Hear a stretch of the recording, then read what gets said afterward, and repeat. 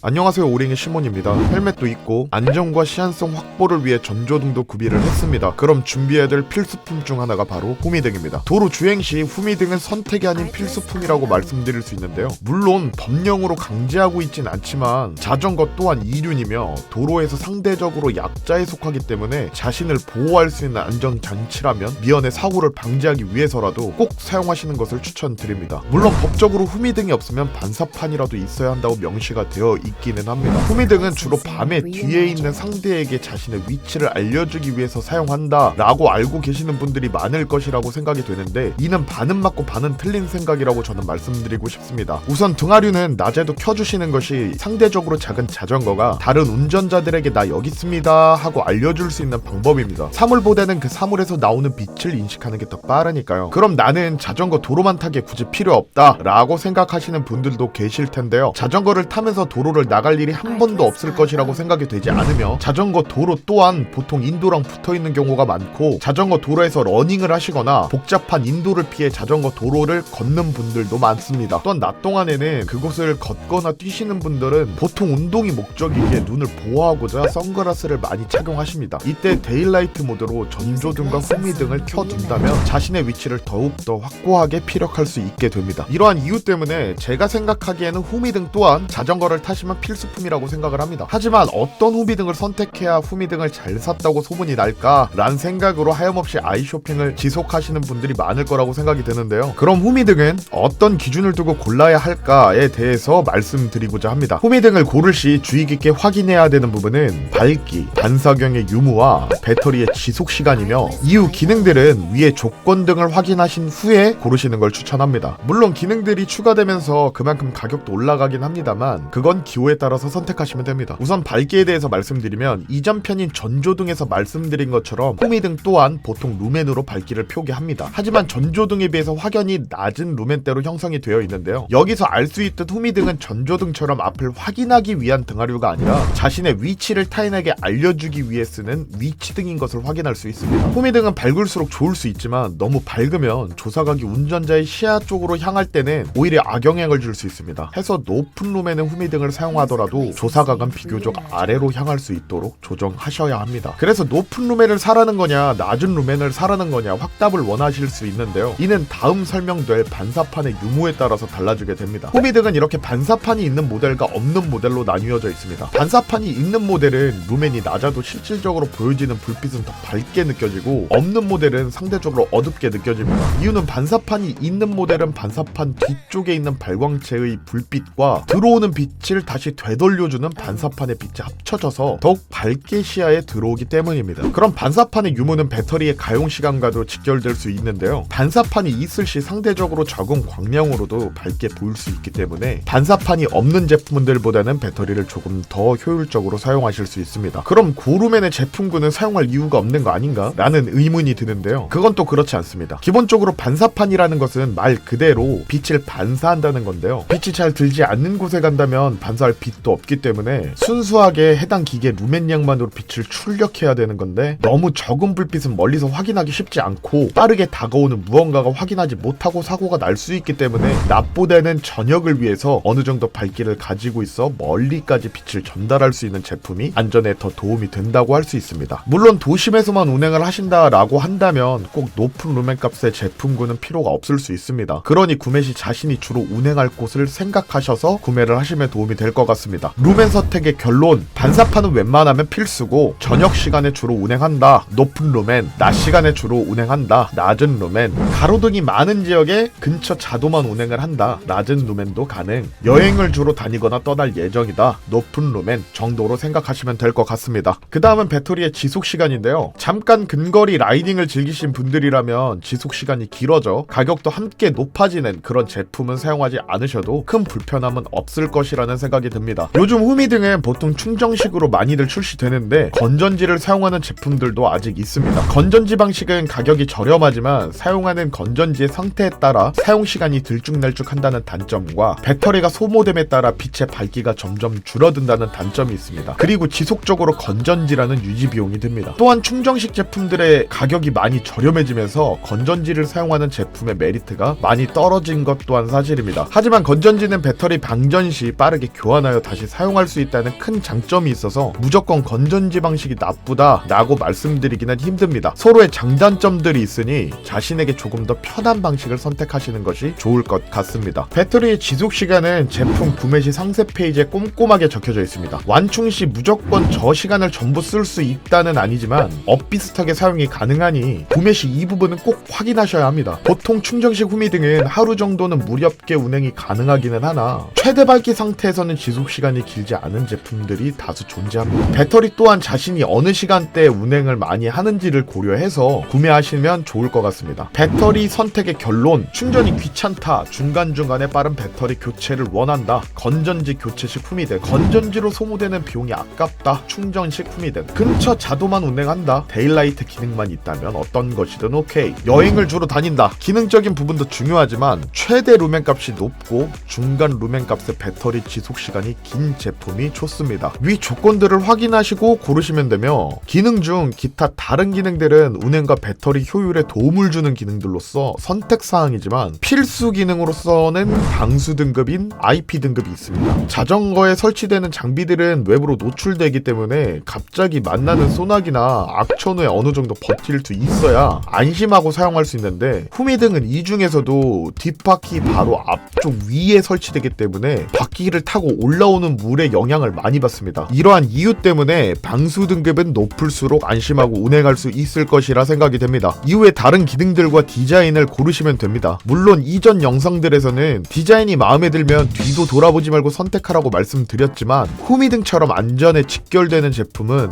디자인의 우선순위를 조금 낮추고 안전에 직결되는 사용의 편리함을 먼저 챙긴 후 그 조건에 걸맞는 디자인을 찾아보시는 게 순서에 맞다고 저는 생각합니다. 이렇게 오늘은 자전거 후미등을 선택하는 방법에 대해서 알아봤는데요. 결론은 자신이 주로 어디를 달리는지가 가장 중요하고 반사판의 유무 또한 선택에 영향력이 있지 않나 싶습니다. 물론 현재 잘 사용하고 계시는 후미등이 반사판이 없다고 해서 무조건적으로 바꾸실 이유는 없습니다. 다만 새로 장만하실 계획이시라면 앞서 말씀드린 기준점을 이용해서 조금 더 효율적인 소비가 이루어졌으면 좋겠습니다. 이상 오링이었습니다.